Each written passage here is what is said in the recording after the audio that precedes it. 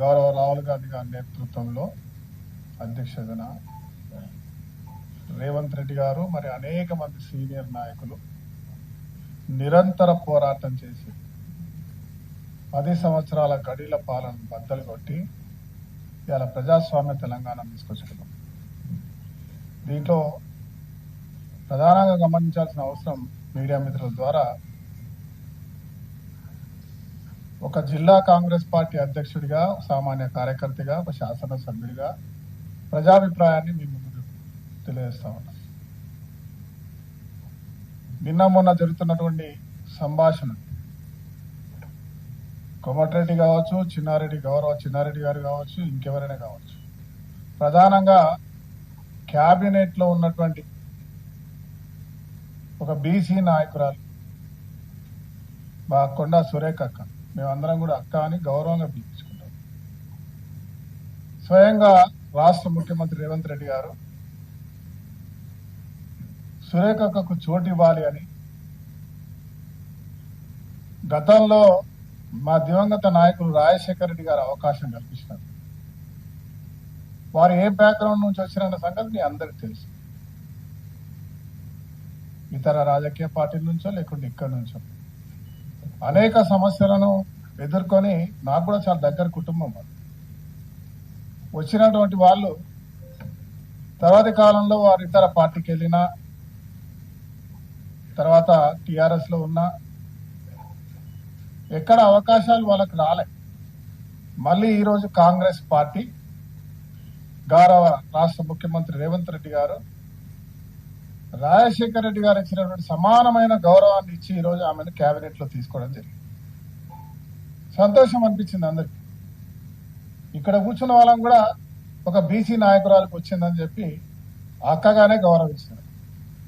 కానీ అనేక మార్లు ఏదో ఒక చిన్న సంఘటన మీద మీడియాలో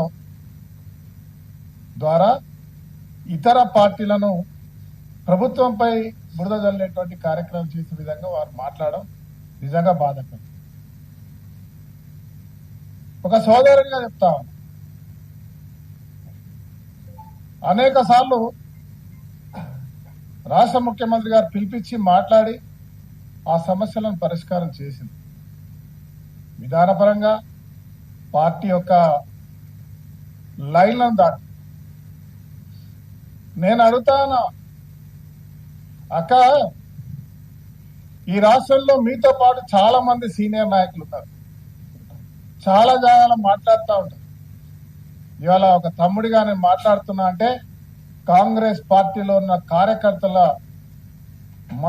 మనసుల్లో ఏ రకమైన తప్పుడు సమాచారం పోతుందనే అంశం మీకు తెలియాలి. ముఖ్యమంత్రి కావాలనే ఆలోచనతో చాలా మంది కాంగ్రెస్ నాయకులు ప్రయత్నాలు చేసినారు. ఒక కెప్టెన్ గా పార్టీకి పిసిసి అధ్యక్షుడిగా రేవంత్ రెడ్డి గారిని రాహుల్ గాంధీ గారు తెచ్చిన తర్వాత సీనియర్ ఉన్నటువంటి బట్టి విక్రమార్క గారు, కోమటిరెడ్డి వెంకటరెడ్డి గారు, మా గౌరవ శ్రీధర్ బాబు గారు, ఉత్తమ్ కుమార్ రెడ్డి, అనేక మంది టీం లీడర్తో కలిసి పనిచేసినారా లేదా? ఈరోజు ముఖ్యమంత్రిగా రేవంత్ రెడ్డి గారు అయిన తర్వాత కూడా వారితో కలిసి పనిచేస్తూ పోతా ఉన్నారు. 5 సార్లు అయిన మా జిల్లాకు సంబంధించిన శ్రీధర్ బాబు గారే ఈరోజు అత్యంత దగ్గర వ్యక్తిగా ప్రభుత్వాన్ని నడిపించుకుంటారు. ఒక్క చిన్న సంఘటన కూడా జరగలేదే, ఎక్కడ అవమానపరిచిన మాట్లాడలేదు. ఇవాళ బీసీలుగా బీసీ నాయకుల పట్ల జరుగుతున్న దాని మీద అంశాల మీద మనం మాట్లాడి మనపై బురద జల్లేటువంటి వారిని కట్టడి చేయాల్సింది పోయి పార్టీని బలహీనపరిచే విధంగా, ఇతరులకు ఆయుధం ఇచ్చే విధంగా ప్రవర్తిస్తున్న తీరును ఒక కాంగ్రెస్ కార్యకర్తగా, ఒక బీసీ నాయకుడిగా తీవ్రంగా ఖండిస్తాము. ఆ రోజు ముఖ్యమంత్రి గారి సదస్సులో కార్యక్రమంలో రేవూరి ప్రకాష్ రెడ్డి గారు మళ్ళీ ఎమ్మెల్యే అన్నారు, మీరు నాయకులైతే మీరేం చేస్తారు? ఒక అధికారంలో ఉన్న గెలిచిన అక్కడ శాసనసభ్యుడు మళ్ళీ శాసనసభ్యుడు అయితే చెప్తారా, లేకుంటే ఈ శాసనసభ్యుడు పనిచేస్తలేడు తీసేస్తున్నారని చెప్తారా? కొంచెమైనా మీ సీనియారిటీ, మీ రాజకీయ అనుభవం ఉన్న వాళ్ళైతే ఈ రకంగా మాట్లాడగలుగుతారా? వారు చేసిన మాటను తప్పుదావ చేస్తుంటే స్వయంగా మా సోదరి సుస్మిత మాట్లాడుతూ ఉంటే మీకు తెలియదన్నాను. ఇది రాష్ట్ర ప్రజలు కూడా మీరు సుస్మిత మాటలు మాట్లాడిన తీరు ఏదో తూటాలై పేలుతాయి అనుకుంటే అవి బౌన్స్ బ్యాక్ అయినాయి అన్న విషయాన్ని మీరు గమనించాలి. రాష్ట్రం అంతా కూడా దీని మీద తప్పుగా మా ఆలోచన చేస్తా ఉన్నాం. మీ రాజకీయ జీవితం మీరు ఎన్ని కష్టాలు పడొచ్చిండ్రో అదంతా కూడా ఒక్కసారిగా ఎక్కడ అడ్రస్ లేకుండా పోయేటువంటి పరిస్థితి అలా సుస్మిత మా సోదరి కల్పించేదన్న విషయాన్ని చెప్తా ఉన్నా. నేను చిన్నప్పటి నుంచి చూస్తా ఉన్నా, ఇది 3వసారి ఆమెకు సలహా ఇస్తా ఉన్నా. నేను నీకు రాజకీయంగా శాసనసభ్యురాలుగా కావాలనుకుంటే డెఫినెట్ గా వెల్కమ్, కావాల్సిందే, ప్రతి ఒక్కరు రాజకీయాల్లో రావాల్సిందే. రాష్ట్ర ముఖ్యమంత్రిగా రేవంత్ రెడ్డి గారు ఒక శాసనసభ్యుని మళ్ళీ శాసనసభ్యుడు కావడంలో తప్పు లేదు. కానీ మీరు నిరంతరం పనిచేసుకుంటూ పోతుంటే ఆ సమయానికి మీకు ఇంకెక్కడైనా అవకాశం వస్తుందో అక్కడ అవకాశం వచ్చేది.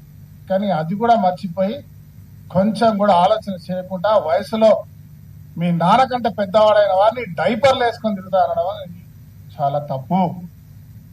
ఇది మన సంస్కృతి కాదు. దాన్ని తల్లిదండ్రులుగా మీరు ఖండించాల్సిన అవసరం ఉంది సురేఖక్క. అదే మాదిరిగా ఇవాళ బీసీల గౌరవం పెంచేటట్టు ఈ రాష్ట్ర ముఖ్యమంత్రి భారతదేశంలో అన్ని రాష్ట్రాలకు ఇవాళ ఒక మంచి సంకేతాన్ని ఇచ్చే విధంగా అసెంబ్లీలో బీసీ కుల గణన జరగాలని దేశంలో చైతన్యం చేసినటువంటి ఒక వ్యక్తిని అదే రోజు గొప్పగా మాట్లాడి ఈరోజు చులకన చేసే ప్రయత్నం చేయడం వల్ల మన బీసీల గౌరవం మంట కలుస్తుందనే అంశాన్ని ఈ కార్యక్రమం చేయొద్దనే విషయాన్ని మీకు తెలియజేస్తా ఉన్నా. నేను సలహా ఇస్తా ఉన్నా, ఇప్పటికైనా మీ తప్పు జరిగితే తప్పకుండా జరిగితే కాదు రేవంత్ రెడ్డి గారికి, రాష్ట్ర ముఖ్యమంత్రికి, పార్టీకి క్షమాపణ చెప్పాలి. అదే మాదిరిగా ఈరోజు కాంగ్రెస్ పార్టీ ఒక క్రమశిక్షణ కమిటీ ఉంది. చిన్నారెడ్డి గారు చాలా సీనియర్, మేము పుట్టకుండా ఉన్నాడు ఆయన, చిన్నప్పటి నుంచి చూస్తా ఉన్నాం. వారు కూడా మాట్లాడుతా ఉన్నారు. క్రమశిక్షణ కమిటీకి చైర్మన్ ఉన్న వ్యక్తి తను. కోమటిరెడ్డి గారికి ఏమో మంత్రి పదవి రాలేదని మాట్లాడతాం. ఆయన కూడా ఇష్టం వచ్చినట్టు మాట్లాడతాడు. ఎప్పుడు బీజేపీకి గొప్పదని మాట్లాడతాడు, ఎప్పుడు కాంగ్రెస్ పార్టీ గొప్పదని మాట్లాడతాడు, ఎప్పుడు ఏం మాట్లాడతారో వారికే తెలియదు. వాళ్ళ సీనియర్ 2 సార్లు ఎమ్మెల్యేగా అయ్యి, ఒకసారి ఎమ్మెల్సీ అయ్యి, ఒకసారి ఎంపీ అయ్యి అనుభవం ఉన్నటువంటి మీరే అట్లా మాట్లాడితే, మీరు ఎవరైనా మాలాంటి వాళ్ళు క్వశ్చన్ చేస్తే మొదటిసారి ఎమ్మెల్యేలు ఎక్కువ మాట్లాడుతున్నట్టు. మేము చిన్ననాటి నుంచి ఎన్ఎస్ఐ నుంచి పనిచేసుకుంటూ వస్తా ఉన్నాం. అవకాశాలు వస్తే మేము కూడా 4-5 సార్లు ఎమ్మెల్యేలు అయ్యే వాళ్ళం కావచ్చు. కానీ మాట్లాడేవాడిని మీలాంటి వాళ్ళు మాట్లాడుతూ ఉంటే, తప్పుగా మాట్లాడే ప్రయత్నం చేస్తూ ఉంటే ఇవాళ సామాన్య కార్యకర్త అయినా ఎదిరించడం ఖాయమనే విషయాన్ని మీరు గమనించాలి. నేను కాంగ్రెస్ పార్టీ అధిష్టానాన్ని, రాహుల్ గాంధీ గారిని నేను కోరుతా ఉన్నా, ఎవరైనా సరే కాంగ్రెస్ పార్టీకి నష్టం చేసే విధంగా, కార్యకర్తల మనోభావాలు దెబ్బతినే విధంగా, ప్రభుత్వం నుండి ప్రభుత్వానికి వెన్నుపోటు చేసేటువంటి కార్యాచరణ చేసే వాళ్ళపై తీవ్రమైనటువంటి పార్టీ క్రమశిక్షణ చర్య తీసుకోవాల్సింది కోరుతూ, తర్వాత నిన్న సిఎల్పి మీటింగ్ అని చెప్పి ఒక మన టీవీలలో కొన్నిట్లో వచ్చింది. మేమెవరం లేము ఊర్లో. సిఎల్పి మీటింగ్ అంటే ముఖ్యమంత్రి గారు ఉంటారు.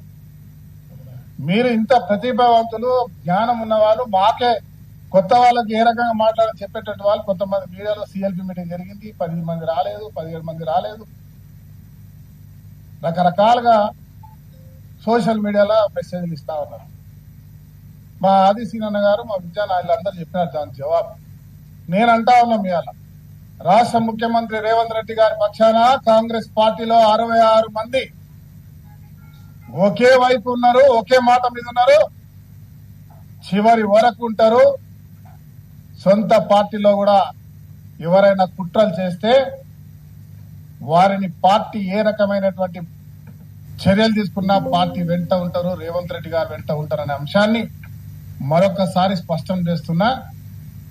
సిఎల్పి పెట్టిన రోజు కానివ్వండి, మరి ఇంకో రోజు కానివ్వండి, మీడియా మిత్రులకు నేను కోరుతా ఉన్నా, అందరి సలహాలు తీసుకోండి. కానీ కాంగ్రెస్ పార్టీ ఎప్పుడు ఒకే వైపు ఒకే బాటలో ఉంటుందనే అంశాన్ని ఖండిస్తా ఉన్నా. Thank you.